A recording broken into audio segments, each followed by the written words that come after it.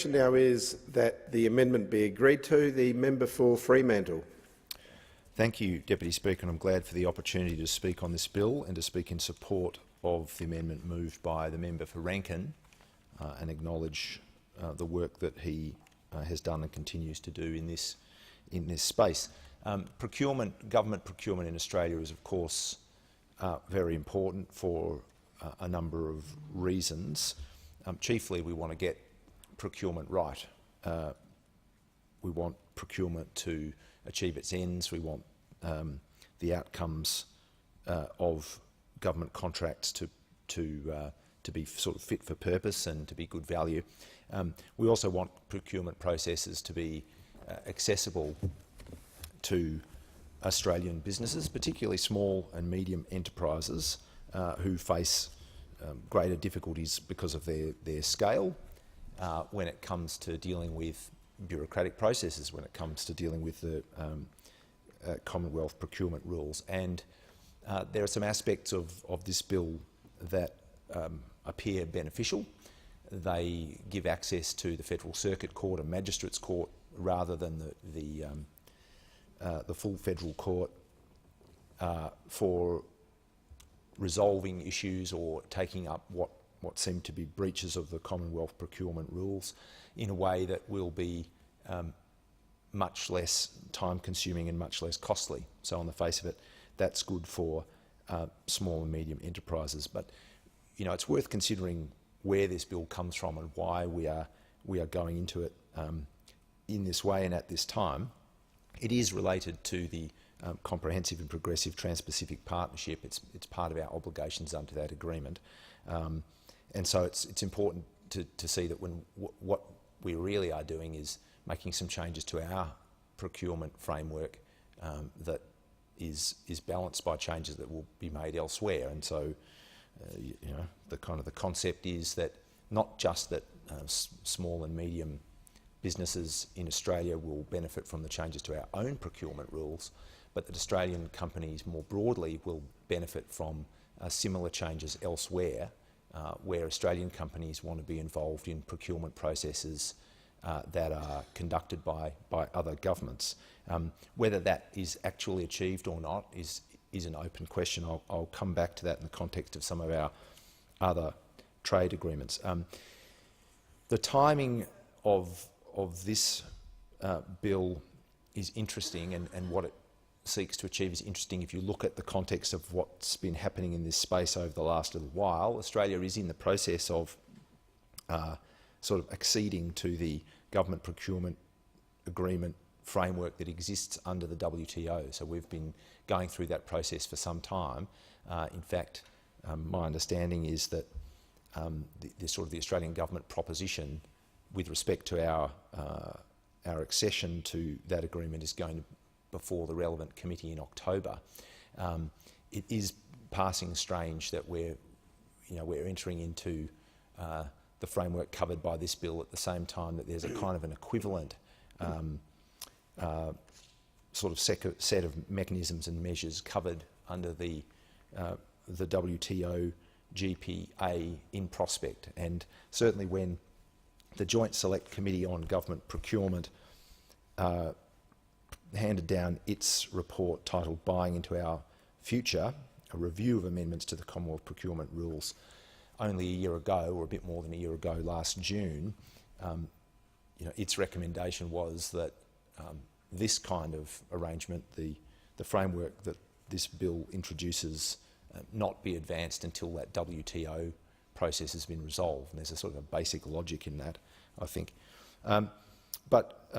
Coming back to what I said before, there are benefits in a sort of harmonised procurement arrangements, benefits for companies in Australia that want to take advantage of Commonwealth procurement opportunities, and then for Australian companies in other jurisdictions in other countries. I think it's when we look at these things and we balance up those benefits, it's valuable and important to have regard to instances of this kind of effort in the past. I'm mindful that there were some procurement arrangements put in place under the Australian US free trade agreement that on the face of it would have given Australian companies greater opportunities to participate in American procurement processes, and yet since that time the evidence is that those opportunities haven't really eventuated. In fact, the Australian Industry Group made a submission to the Productivity Commission inquiry into Australia's bilateral and regional trade agreements, and in so doing cited a survey they'd conducted of Australian exporters to the US 5 years after that free trade agreement came into effect. And the survey found that 87% of Australian exporters to the US took the view that the Australian-US free trade agreement was either of low effectiveness or no effectiveness in assisting their access to US government contracts. So as we do these things, we must always keep track of, on the one hand, what they purport to achieve or secure for Australian companies, what they actually deliver, because, as is the case with many aspects of trade agreements, you know, they tend to sort of overpromise and underdeliver, and I think that's probably a relevant consideration with regard to other aspects of the TPP, and I know that's been discussed elsewhere in this place this week. It's important to note, as the previous member did, that when you change procurement rules, those changes carry risks. You know, there is very good reason for governments to have control and discretion and flexibility when it comes to government procurement. I mean, government procurement is extraordinarily costly. In any given year, government procurement in Australia is worth something like $50 billion. In the 2016-17 year, Commonwealth procurement involved 64,000 separate contracts with a total value of $47 billion. The year before that, the 14-15 year, the total value was closer to $60 billion. So it's an extraordinary amount of money. And first and foremost, we have to ensure that those procurement processes deliver the outcomes that we need. Inevitably, because they're being undertaken by government, what we're seeking to procure is of great importance to the well-being of Australians. But in addition to there being this imperative for the procurement to achieve its ends and to do so at good value, there are other aspects of broad national and community well-being that governments should think about when they undertake procurement processes. So one of them that's been mentioned here is being able to support small and medium businesses particularly, and recognise that when it comes to Commonwealth procurement in particular, those kinds of enterprises do stand at a disadvantage to large companies, in some cases large foreign companies. Also, the desire to use government procurement to achieve other ends, to build and sustain local industry and capacity to address particular kinds of workforce shortcomings and those sorts of things.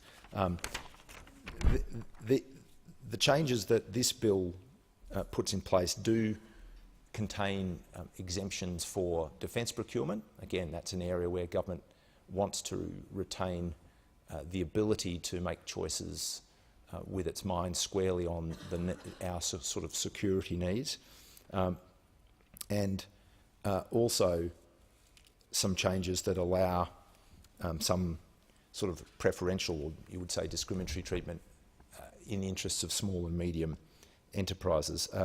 But again, whether or not they achieve those things, I mean, in this case, any entity can have access to the changed procedures, the faster and cheaper procedures, whether they end up being for the benefit of small and medium enterprises or for the greater benefit of large companies, in some cases foreign companies, is something we'll have to watch. I know that in a submission on this issue, AFTINET made the following point, and I quote, "There's much evidence to suggest that the main beneficiaries of open procurement markets are large global companies which have the capacity and economies of scale to monitor overseas procurement markets and tender for large government contracts. This means it is not a level playing field for most Australian companies."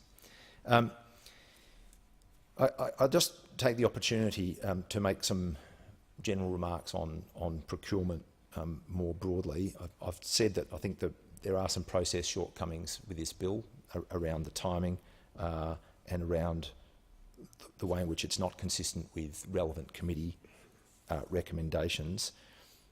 I also think that procurement is a space in which the government has been less than active. There are a number of recommendations in the Buying into Our Future report that are yet to result in any real action.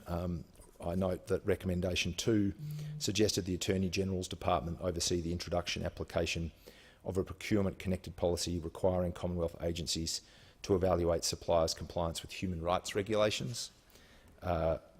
Recommendation 3 recommended that the Department of Environment oversee the introduction and application of a procurement-connected policy requiring Commonwealth agencies to evaluate the whole-of-life environmental sustainability of goods and services to be procured. There are a range of ways in which procurement processes can be designed and operated for the broad social welfare of Australia, and I'm not sure that that's happening at the moment. I've spoken before about the value of a debarment framework. Other countries make use of that kind of sort of filter when it comes to foreign companies in particular, but any company that has been found to engage in exploitative conduct or other kind of criminal or fraudulent conduct. Canada has such a framework. It's the kind of thing that the OECD has noted on a number of occasions. It's not something that we have here in Australia at this stage, and I think it's something we should consider. On defence, I would kind of make the broad point that while you can have exemptions in procurement arrangements that allow government to have a particularly free hand when making defence contracting positions, the government of the day still has to use that free hand. It was interesting when the Joint Standing Committee on Treaties inquired into and reported on the high-level agreement between Australia and France in relation to the Future Submarines project. Now that set out some high-level principles that should govern the specific contracting arrangements in future, and I found it odd that the relevant provisions around achieving maximal Australian industry participation I thought were pretty weak. The obligation put on France was that it ought to require DCNS, the French prime, to ensure that Australian businesses participated in related work on an equal footing with French companies. I don't understand why, when you're paying $50 billion to a French prime for a massive multi-decade project, you wouldn't require the participation of Australian companies to occur on a preferred basis, all other things being equal. I mean, if we're going to spend $90 billion on defence ships, we have to make sure at the end of the day that we see a strong, secure, sustainable Australian shipbuilding industry come out of that, an industry that addresses the current problems we have in relation to how our defence procurement leads to related export opportunities. Most other countries do that much better than we do. Deputy Speaker, I note that Labor is active in this space and has, for instance, done things like talked about the requirement in government contracts that 1 in 10 personnel will be apprentices. You know, that's the kind of thing you can do through government procurement, where you get both a good value for money, fit for purpose outcome and a broader social benefit. I was happy to meet this week with a delegation from the AMWU that was pushing to get more young women involved in male-dominated trades. You know, that's another objective that could be met by properly framed procurement arrangements. Just to conclude, I support the amendment moved by the member for Rankin. It's good to see some procurement changes that have the potential to benefit small and medium Australian enterprises. It could have been done in a better process than we've seen with this bill, and the results will be something we'll have to watch.